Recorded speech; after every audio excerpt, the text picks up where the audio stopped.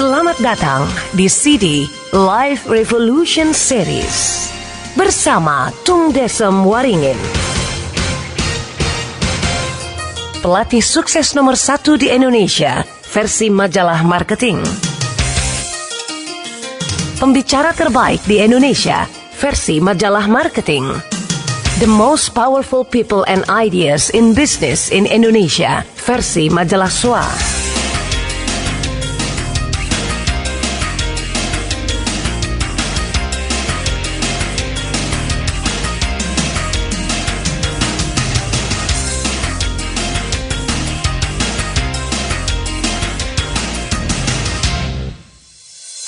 CD ke-7, kekuatan fokus dalam mendapatkan apa yang kita inginkan.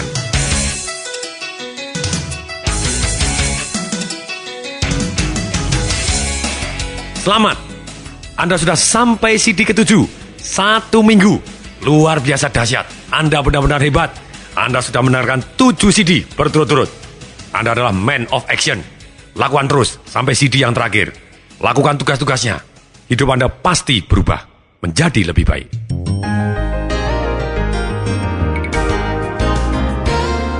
Dengan asumsi tugas-tugas CD ke-6 sudah Anda lakukan, sekarang saya lanjutkan CD ke-7.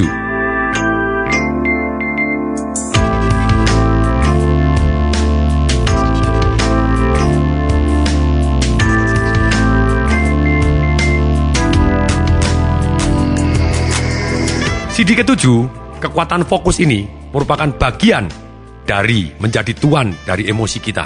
Kalau Anda masih ingat kemarin, kalau kita kepengen menjadi tuan di atas emosi kita, menjadi master dalam mengelola emosi kita, satu yaitu dengan cara master dari gerakan, dengan merubah gerak, kita merubah emosi. Kemudian yang kedua, kita merubah fokus, berarti kita juga merubah emosi. Yang ketiga, kita merubah kata-kata dan keyakinan kita merubah emosi kita. Fokus. Apa sih fokus? Fokus adalah film atau bayangan yang kita putar terus-menerus di dalam pikiran kita. Saya mau tanya, Anda pernah punya pacar? Belum, mungkin akan punya pacar. Sekarang kalau Anda pernah pacaran, saya tanya, pernah nggak Anda ngalami pada waktu Anda lagi pacaran, entah waktu Anda sekolah atau kuliah, atau pada waktu sudah bekerja, atau dalam kondisi tidak bekerja, dan pada waktu Anda sedang pulang, Anda capek sekali, dan kemudian Anda males sekali, mau ngapain aja males. Dan kemudian disuruh makan, ya nanti. Disuruh mandi, ya nanti. Ternyata pada waktu dalam kondisi males gini, mendadak Anda terima telepon. Telulut. Anda angkat. Ya halo, siapa ya? Wih, ternyata pacar kita. Oh ya halo, mendadak kita jadi semangat. Ya halo, terus gimana? Nonton yuk. Oh, sekarang? Malam hari ini juga? Oke. Tunggu ya, langsung iha, langsung Anda mandi dengan kecepatan roket, dan kemudian Anda dengan segar, dan Anda langsung berangkat nonton. Apa yang jadi? Apakah pertama kali Anda capek sungguhan? Yes, tapi kenapa kok mendadak capeknya hilang? Kok bisa? Bisa, karena fokusnya berubah. Dengan fokus yang berubah, mendadak emosi kita juga berubah. Fokus ini, sekali lagi, kalau Anda fokus pada hal yang nikmat, yang sangat bermanfaat bagi Anda akan jadi semangat. Anda fokus kepada penderitaan Anda, fokus kepada kesulitan-kesulitan Anda jadi loyo dan Anda jadi tidak semangat.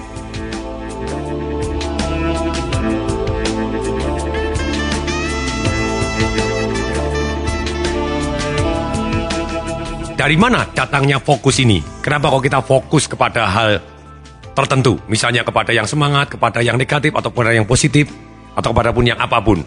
Dari mana fokus ini? Fokus ini datangnya satu dari pola lama kita. Atau kata-kata saya adalah sukses blueprint kita. Kejadian-kejadian masa lalu, seperti yang kita beri arti apa terjadi masa lalu, kemudian menimbulkan emosi tertentu, menendang atau menekan tombol tindakan-tindakan tertentu, sehingga fokus kita mengarah ke hal tertentu. Yang kedua, dari mana datangnya fokus ini? Dari pola perintah kita kepada otak kita. Yang ketiga adalah fokus kita ada karena pola pertanyaan yang kita berikan kepada otak kita. Yang keempat, fokus kita ada yaitu karena cara kita memainkan film yang ada di otak kita.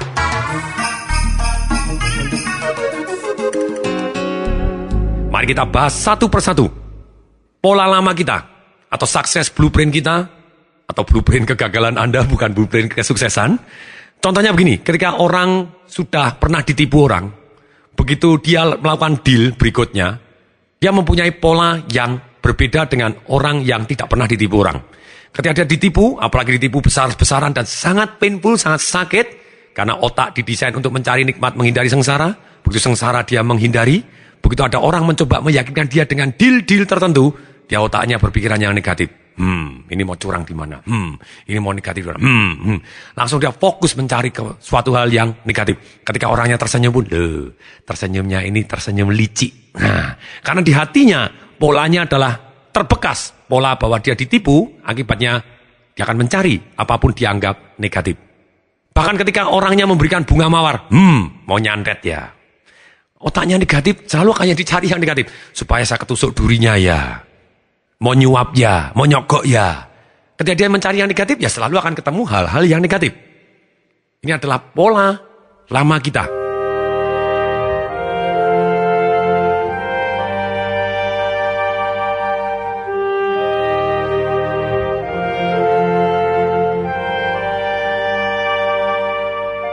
Misalnya, ketika orang sangat terbiasa dengan pola seseorang, orang ini adalah baik sekali terhadap kita. Dan kita terbiasa dengan pola orang tersebut, dan kita yakin bahwa orang ini adalah sangat baik dengan kita. Setiap dia memberi suatu hal, pasti ada maksud baiknya. Selalu ada maksud baiknya, dan selalu terbukti bahwa orang ini memberi apapun kepada kita bermanfaat dan baik adanya. Satu hari, orang ini datang membawa tai. Mendadak kita bisa berpikiran, kok ngasih tai ya? Ah iya ya, terima kasih ya. Kamu kok tahu saya lagi pas perlu pupuk? Karena Pola ini terbentuk dari pola yang kita alami dan keyakinan kita terhadap orang tadi, pola orang tadi kepada kita. Mendadak kita fokus kepada hal yang berbeda. Dikasih tai pun kita bisa ngomong positif, bisa kita temukan hal-hal yang positif. Hati-hati terhadap pola lama Anda. Sekali lagi, pola positif atau negatif, semuanya bermanfaat. Tergantung pola ini membuat Anda mencapai tujuan atau tidak. Saya tidak pernah melarang suatu hal yang negatif. Ketika orang mempunyai pola yang negatif dan curiga, seringkali pola negatif dan curiga ini bisa jadi bermanfaat. Misalnya, salah satu contoh, pembantu saya pernah mempunyai pembantu yang sangat curiga. Polanya dia sangat-sangat traumat. Karena dulu pernah rumahnya mengalami pencurian. Setiap malam dia kontrol, dia bangun, dia cek pintunya lagi, dia cek pintunya lagi. Sekali bisa, satu malam bisa sekali, 2 kali, 3 kali, bahkan dia cek terus. Bagi saya positif, saya biarin saja. Karena jadi lebih aman. Sekali lagi, kalau Anda punya pola negatif, saran saya ditambahin. Misalnya Anda punya takut, bisnis kemudian takut, gimana kok gagal ya. Anda perintah otak Anda untuk fokus, supaya kemungkinan berhasilnya lebih besar, apa yang harus saya siapkan. Nah, pola negatif ini harus kita rubah sendiri dengan pola perintah, dengan pola pertanyaan, juga dengan cara kita memainkan film yang kita bayangkan tadi.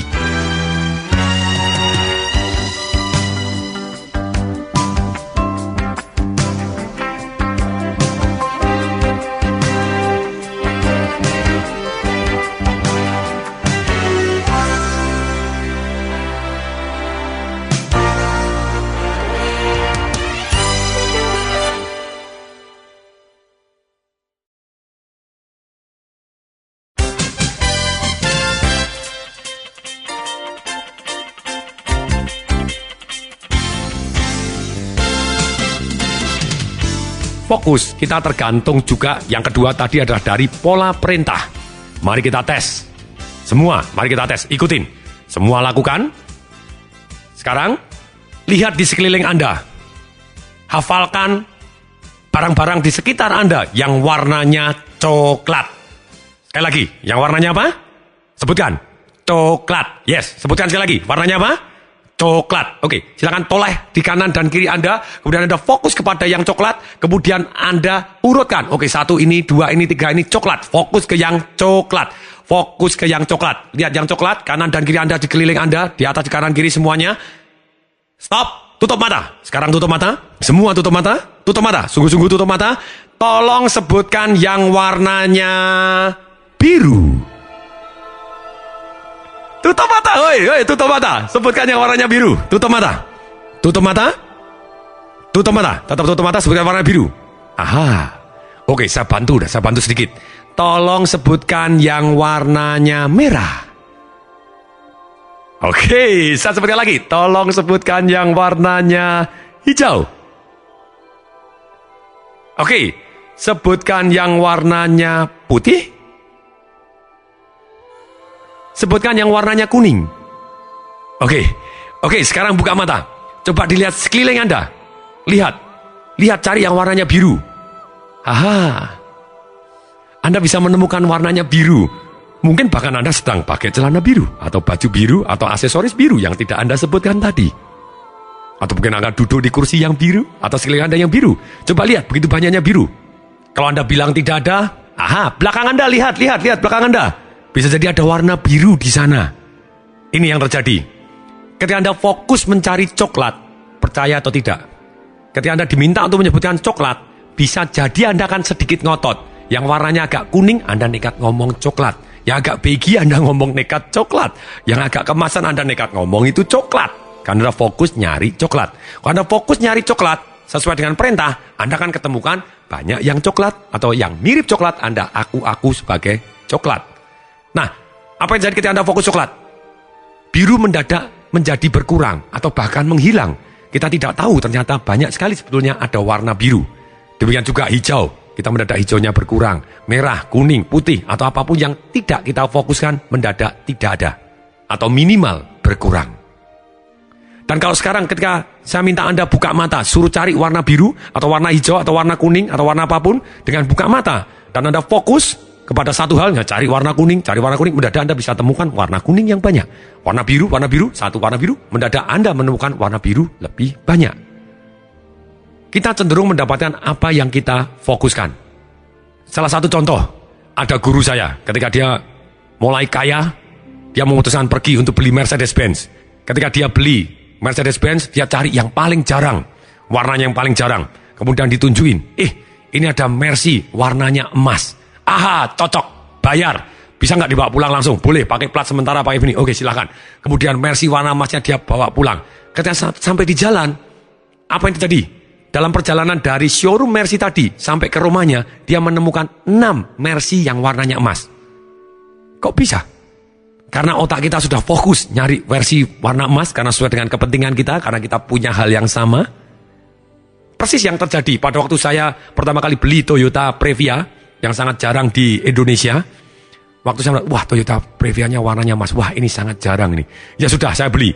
Pada waktu saya beli, sebelum saya beli, saya janji, saya jadi, tapi harus dicek terlebih dahulu di bengkel. Pada waktu di bengkel, perjalanan ke bengkel, saya menemu ada papasan dengan Toyota Previa yang warnanya emas.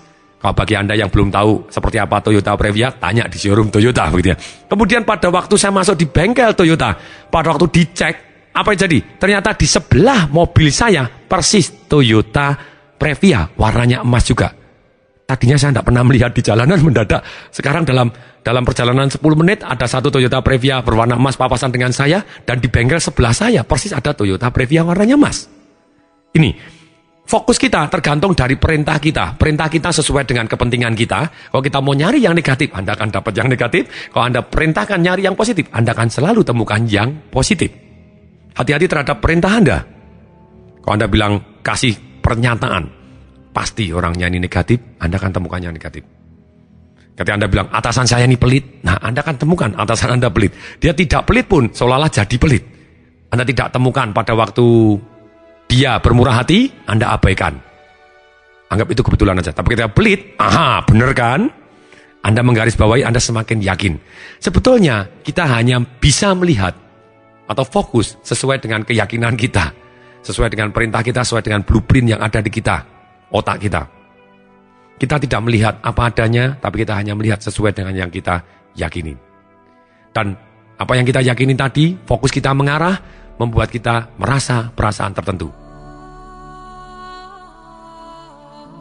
Contoh, misalnya Anda pergi ke tempat pesta, dan Anda lagi bad mood, dan kemudian Anda melihat satu pasangan suami istri atau orang yang sedang berantem, mereka bermarah-marahan, mereka bentak-bentakan, kemudian Anda pada waktu pulang ditanya, gimana pestanya? Jelek, berantakan, tidak menyenangkan. Tadi semuanya berantem, semuanya. Begitu, Anda menyamakan rata satu, dan kenikmatan yang Anda saksikan ternyata luput dan tidak mau kita lihat, dan kita merasa emosi tertentu. Emosi tergantung dari fokus kita juga. Aha. Tapi misalnya pada waktu di pesta yang sama, Anda melihat dan Anda fokus kepada ada orang yang sedang pacaran. Mereka mojok berdua. Dan kelihatannya begitu indahnya dan romantis. Suasananya begitu mesranya dan kelihatan nikmat sekali. Kedengarannya nikmat dan terasa sangat nikmat. Aha.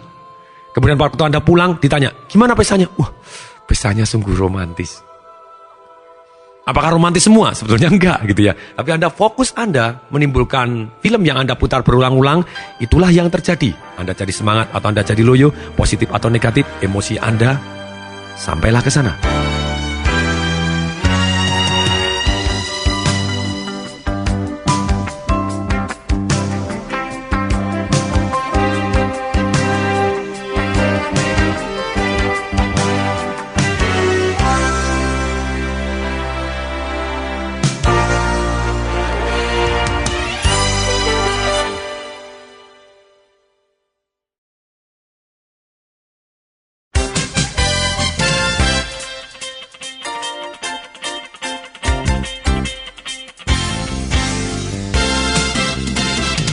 Selain perintah, fokus kita juga tergantung dari pola pertanyaan kita. Kalau kita selalu bertanya kepada diri kita, kok bisa-bisanya begitu ya? Kalau kita mempermasalahkan masa lalu, dulu kamu kok begini, kenapa kok kamu terlambat? Nah, kita selalu bertanya kepada hal yang di luar kontrol kita, yaitu sesuatu hal yang sudah terjadi, tidak ada obatnya. Kita akan fokus kepada hal-hal yang negatif. Kenapa kok kamu terlambat? Loh, ya sudah terlambat, kenapa? Kita boleh nggak tanya kenapa sesuatu hal yang sudah berlalu? Boleh, tapi maksimum 20%. 80% pertanyaan kita harus mengarah ke solusi. Misalnya orang terlambat. Kenapa kok kamu terlambat? Oh, saya bannya gembos. Kenapa kok nggak telepon? Nah, dia terpaksa harus mempertahankan diri gitu ya. Seringkali orang dipojokkan. Bisa jadi dia nipu tanpa disadarin. Bukan maksudnya dia nipu, tapi karena dia terpojokkan, dia ngomong nyeletuk aja. Apa kata-kata yang dia terlintas untuk melindungi dia. Nah, boleh tanya, kenapa terlambat? Boleh, 1 kali, 2 kali. Setelah itu, tanya, supaya besok bisa on time, apa? Nah, ini pertanyaan yang benar. Jadi pertanyaan yang fokus kepada solusi. Dan kita juga tanya kepada diri sendiri, supaya karyawan saya besok bisa on time, apa yang harus saya lakukan? Sistem apa yang harus saya set? Reward apa yang harus saya set? Punishment apa yang saya set? Karena sekarang saya jadi master dalam kehidupan. Saya tahu bahwa manusia hanya bergerak cari nikmat menghindari sengsara. Nikmatnya apa kalau dia on time? Sengsaranya apa kalau dia terlambat? Nah, kalau kita terus bertanya begini, kita akan fokus kepada solusi, bukan hanya sekedar marah. Anda marah karena Anda fokus kepada suatu hal yang Anda tidak berdaya untuk berubah. Sekali lagi, the past doesn't equal the future. Masa lalu tidak sama dengan masa depan. Kita tanya, kemudian hari supaya bisa jadi lebih baik, apa yang harus saya lakukan? Aha, dengan bimbingan-bimbingan pertanyaan ini, kita akan menjadi lebih semangat.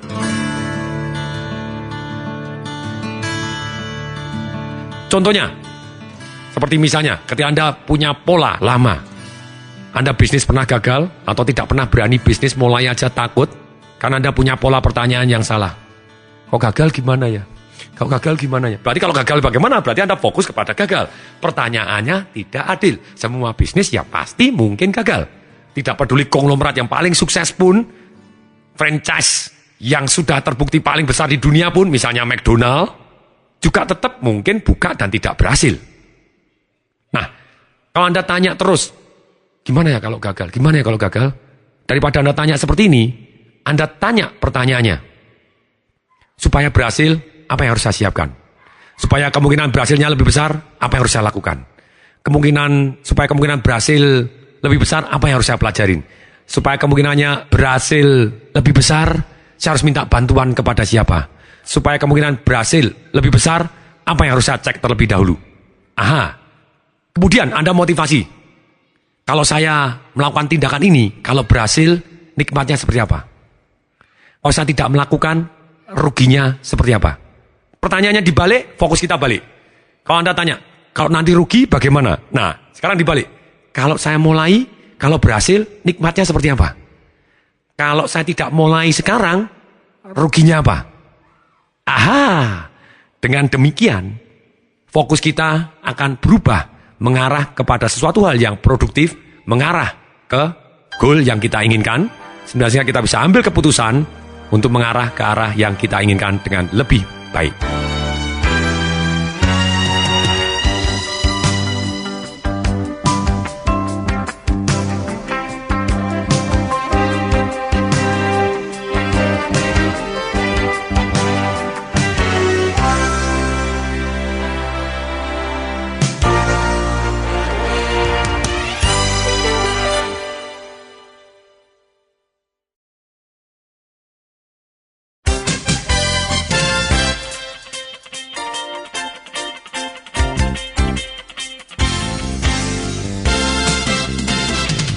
Berikutnya yang keempat, fokus kita timbul dari cara kita memainkan film yang ada di kepala kita. Misalnya begini, kalau kita takut, cenderung kita membayangkan kita terlibat atau full associate, kita terlibat sepenuhnya. Ketika Anda takut sekali, Anda membayangkan dan seolah-olah Anda pemain filmnya. Sekarang saya mau tanya, kalau Anda membayangkan, misalnya, suatu hal yang menakutkan, biasanya Anda terlibat dengan ketakutan ini. Tapi kalau kita misalnya disassociate, cara memainkan filmnya, kita keluar, seolah-olah kita berada di dalam gedung bioskop. Kita sedang nonton, kita yang main film. Film yang menakutkan tadi, apakah emosinya sama? Perasaannya sama? Tentu tidak. Kita akan merasakan sedikit berkurang tekanannya, karena seolah-olah kita sedang menonton film, bukan mengalami sendiri. Anda juga bisa melakukan satu cara memainkan film ini, yaitu double disassociate. Yaitu Anda berada di ruang pemutar film, seolah-olah Anda sedang melihat Anda yang lagi duduk di gedung bioskop, lagi nonton Anda yang lagi memainkan film yang menakutkan tadi. Otomatis dengan double disassociate ini, perasaan kita emosinya berubah. Film ini juga sama, ketika kita coba tes, mari kita tes, bayangkan. Praktek adalah guru yang paling baik. Anda boleh tutup mata, kecuali Anda yang nyetir, sekali lagi. Nah, Anda boleh tutup mata, coba bayangkan satu kejadian yang menakutkan untuk Anda. Apapun yang menakutkan. Yang Anda takut selama ini, bayangkan. Atau yang Anda trauma selama ini, bayangkan. Lihat. Dengarkan, rasakan.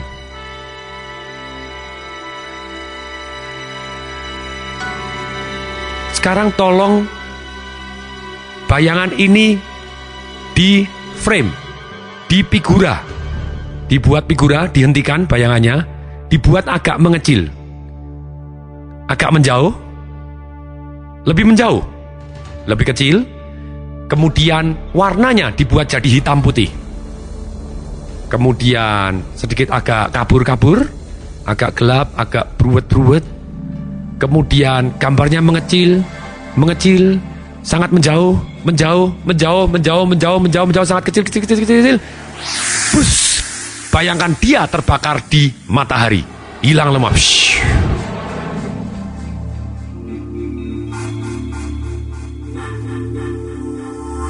Gimana perasaan Anda? Apakah berbeda pada waktu Anda pertama kali membayangkan Anda takut tadi? Ataupun trauma Anda yang menyeramkan tadi, kemudian dibuat di frame, di figura, kemudian dibuat mengecil, dibuat warnanya hitam putih, dia agak kabur, agak jauh, menjauh. Otomatis, dengan menjauh ini, kita merasa jadi lebih berani, menjadi lebih segar, lebih tenang. Semua ahli film, seperti Steven Spielberg, ketika dia membuat Jurassic Park, bagaimana dia menakut-nakutin kita? Caranya bagaimana? Binatang apa yang paling menakutkan di film Jurassic Park? T-Rex. T-Rex yang mendadak keluar, besar sekali di depan kita. Wah, ya, kita jadi kaget dan kita deg. Dia memainkan film. Imajinasi kita, suatu hal yang menakutkan dibuat mendekat, membesar. Seketika dengan suara yang mengerikan, kita jadi takut. Persis Semua orang ternyata adalah pemain film. Kita adalah pemain film, kita semua adalah sutradara dari film-film kita yang mainkan sendiri. Kita putar. Kalau Anda jago memainkan ini, Anda bisa mudah sekali mengatur emosi Anda. Ketika Anda takut, biasanya cenderung filmnya besar, dekat, dan Anda menjadi satu. Kalau filmnya Anda buat jauh, Anda double disassociate. Kemudian dibuat jadi kecil, menjauh, dan warnanya jadi buram. Kecil-kecil di figura, warnanya jadi hitam putih, menjauh. Anda menjadi berani. Atau orang tanya kepada saya, Pak Tung, kalau begitu orang yang hobinya takut, berarti dia hobinya memutar film yang menakutkan di kepalanya. Exactly. Sungguh benar. Dia memutar film yang menakutkan, makanya dia takut sendiri. Kebanyakan hantu. Jadi akhirnya dia takut sendiri. Hantunya di belakang, yuk. Dan semuanya sebetulnya ini ada polanya. Ada pola masing-masing ketika dia memainkan film ini. Nah, cara yang paling mudah untuk merubah fokus, satu, pasti dengan gerak. Yang kedua, dengan merubah perintah. Yang ketiga, dengan merubah pertanyaan.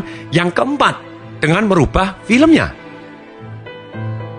Ketika Anda kepingin semangat, kepingin fokus kepada hal-hal yang Anda inginkan, Anda bisa melakukan, Anda rubah gerak dulu, kemudian perintahkan kepada diri Anda, dan pakai pertanyaan-pertanyaan yang mengarahkan diri Anda, fokus kepada hal-hal yang Anda inginkan. Begitu Anda fokus kepada hal-hal yang inginkan, Anda buat filmnya lebih terang, lebih besar, lebih dekat, kemudian menjadi satu dengan Anda, suaranya juga lebih keras, lebih dekat, lebih keras, dan rasanya Anda tingkatkan ketika Anda jadi percaya diri. Sebagai salah satu contoh, ketika Anda emosi negatif, Anda bisa melakukan sesuatu hal, yaitu dengan merubah gerak. Terlebih dahulu, Anda lonjak-lonjak, go. Dan Anda tarik nafas panjang, yes. Sekali lagi Anda harus tarik nafas panjang-panjang. Kenapa? Karena orang stres cenderung lupa bernapas. Oke, jadi Anda terus tarik nafas panjang-panjang. Dan kemudian Anda kasih perintah. Bayangkan kejadian-kejadian masa lalu yang ketika Anda sangat-sangat percaya diri. Kapanpun. Kalau saya pribadi, seringkali saya bayangkan terlebih dahulu kejadian-kejadian yang pada waktu itu saya percaya diri. Waktu saya juara lomba karya tulis ilmiah, juara cepat-tepat P4, ketika saya dipilih jadi mahasiswa teladan di upacara 17 Agustus, saya bayangkan dengan seluruh panca indera saya. Saya lihat cemara hijau, pagi hari jam 7 pagi ketika upacara.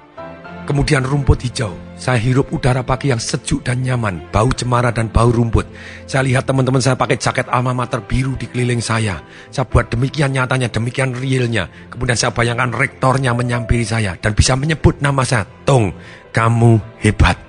Suaranya saya buat lebih besar, lebih dekat, lebih terang, lebih nyata, full warna-warni. Rasanya saya tingkatkan. Baunya, rasa di mulut saya, tangan saya, rasanya. Begitu udara semilir, saya bayangkan seluruh panca indera saya gunakan. Dan saya buat lebih dekat, lebih besar, lebih terang, lebih dekat, lebih besar, lebih terang. Suaranya lebih keras, perasaan saya tingkatkan. Anginnya saya rasakan begitu indahnya. Seketika, dan saya tepuk dada, yes. Saya panggil cantolan saya genggam tangan saya, boom. Seketika saya jadi percaya diri.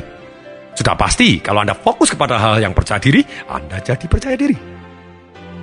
Ini caranya, untuk memanggil, Anda bisa guncang bumi dulu, rubah geraknya, sehingga Anda masuk ke dalam state power move Anda, gerakan-gerakan yang membuat Anda mempunyai emosi puncak. Istilah baru setelah 7 sini, emosi puncak atau peak state. Anda dalam kondisi emosi puncak ketika Anda gerak-gerak dan kemudian Anda fokus kepada yang Anda inginkan atau fokus kepada masa lalu yang ketika Anda sangat percaya diri, Anda seketika menjadi percaya diri.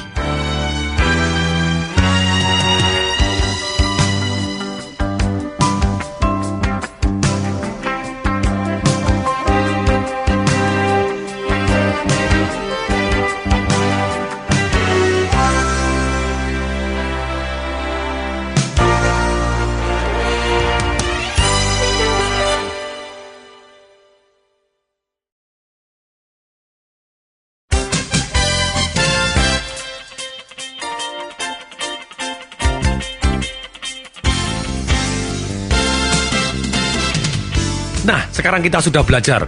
Ketika banyak orang ngomong, kamu harus fokus, harus fokus.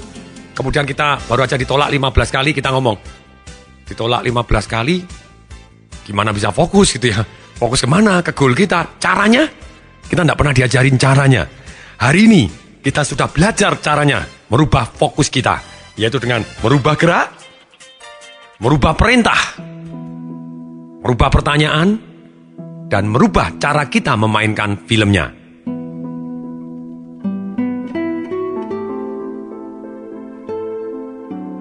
Untuk supaya lebih komplit, memainkan film, ini kita bisa rubah warnanya.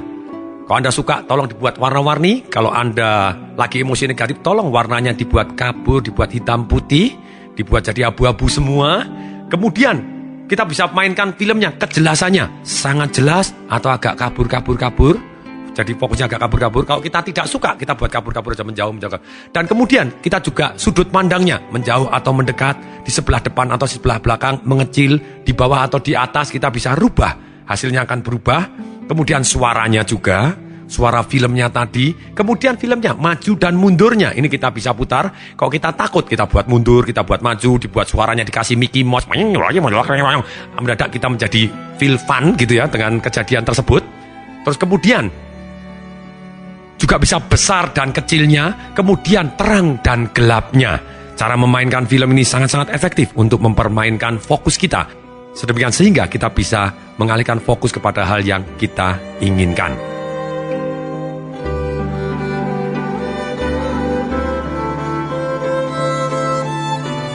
Ketika kita mau membantu orang, merubah fokus seseorang dan merubah emosi, Anda bantu dia dengan merubah geraknya dia, merubah perintah, dan merubah pertanyaan. Kalau kita tanya, kejadian apa yang paling kamu merasa nyaman? Contoh, ketika saya melakukan terapi, ketika satu orang menderita depresi dan dia takut apapun.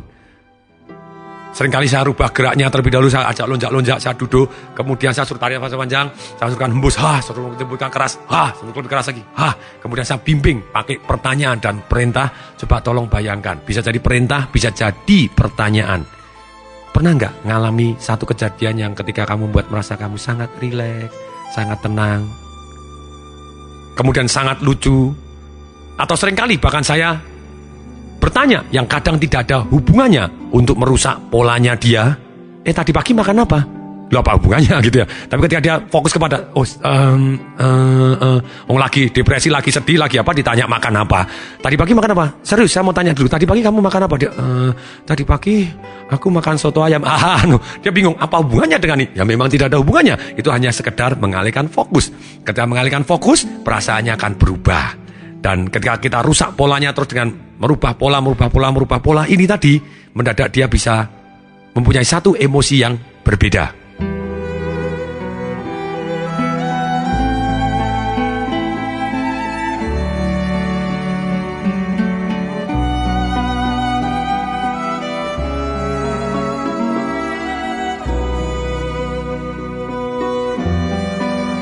Dari keempat hal pola fokus kita, yaitu pola lama kita, kemudian pola perintah kita, pola pertanyaan kita, cara kita memainkan film. 3 yang di bawah sangat mudah untuk dilakukan, yaitu merubah perintah. Fokus ke sini, saya mau cari yang baik. Kemudian, apa yang baik dari orang ini? Apa yang bisa saya syukurin? Apa yang bisa saya manfaatkan dari orang ini? Pasti ada yang baik. Apa yang baik dari kejadian ini? Anda bisa pakai pola pertanyaan gitu. Kemudian Anda memainkan filmnya, dirusak filmnya yang jelek jadi film kartun misalnya begitu.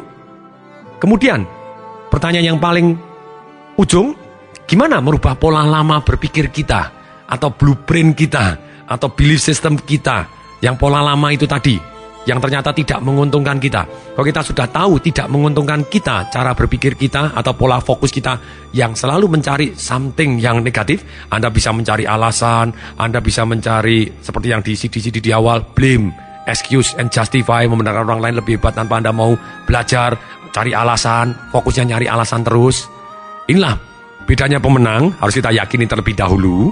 Pemenang, dia menemukan jawaban di setiap masalah. Sedangkan loser, orang yang kalah, pecundang, orang yang tidak sukses, orang yang gagal, dia selalu menemukan masalah di setiap jawaban. Dia ahli. Boleh nggak dia menemukan masalah di setiap jawaban? Boleh, asal fokusnya. Kemudian, supaya lebih baik, Anda arahkan dengan pertanyaan lagi. Supaya terjawab, supaya lebih aman, supaya lebih begini, apa yang harus kita siapkan? Jadi kita bimbing dengan pakai pertanyaan. Kemudian, untuk merusak pola lama kita yang kita anggap tidak bermanfaat, cara fokus kita, Anda tanya dengan pertanyaan yang ajaib ini. Apa ruginya kalau saya selalu terus berpola seperti ini? Pola fokus saya. Ruginya apa? Nikmatnya apa kalau saya berubah kepada pola yang lebih positif, yang lebih mengarah ke hal-hal yang saya inginkan? Pola yang membuat saya berdaya, bukan pola yang menghentikan saya.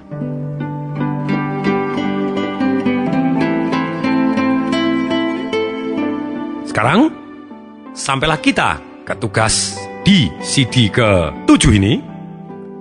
Ambil buku sukses Anda di hari ke-7. Luar biasa, sudah 7 hari. Besok hari ke-8. Masih ada hari ke-9, hari ke-10, hari ke-11, dan seterusnya. Ambil buku sukses Anda, tulis di sana 2 peristiwa yang menjengkelkan Anda, sangat-sangat menjengkelkan.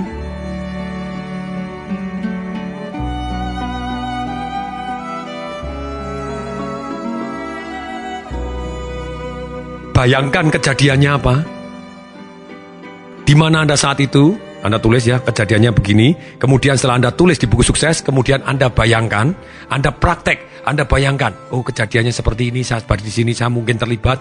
Anda melakukan jurus memutar film yang berbeda, Anda disassociate, Anda keluar dari diri Anda sendiri yang sedang mengalami kejadian yang menjengkelkan, yang sampai hari ini masih Anda menjengkelkan Anda, atau kejadian apapun yang membuat Anda trauma, sedih, atau mengecewakan yang masih mengganggu Anda, menakutkan, tercekam, apapun.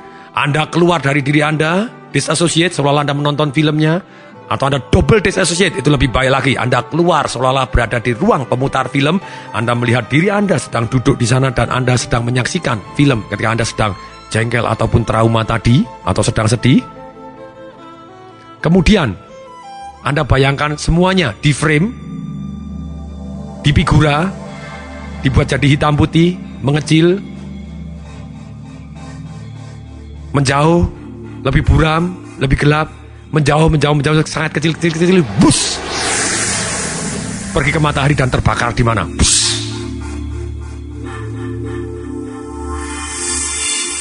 Gimana perasaan Anda? Catat perubahan perasaan Anda di dalam buku sukses Anda. Pasti bermanfaat. Saya Tung Desem Waringin mengucapkan salam dahsyat.